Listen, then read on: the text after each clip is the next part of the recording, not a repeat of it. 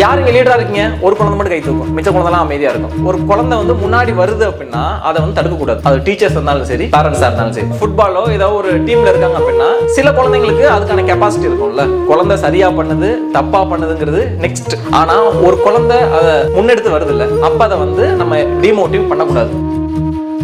அம்மா வந்து துணி துவச்சிட்டு இருக்காங்க. அப்ப குழந்தை என்ன சொல்றதுன்னா, நான் வெளியே விளையாட போறேன், நீ வெளியே எங்கேயும் போக கூடாது, உள்ள உட்காரு அப்படின்னு சொல்றாங்க. அப்புறம் கொஞ்சம் எங்களுக்கு குழந்தை வந்து அம்மா அப்படின்னு, ஏய் நான் தான் உனக்கு சும்மா உட்கார சொன்னேன்ல, திருப்பி வந்து அம்மா நான் தான் உனக்கு சும்மா உட்கார போய் உட்காரு அப்படின்னு சொல்றாங்க. ஹாஃப் அன் அவர் 1 hour கழிச்சு துணிலாம் துவச்சு முடிச்சுட்டு வந்தோடனே குழந்தை சோஃபால சும்மா உட்காந்துருக்கு.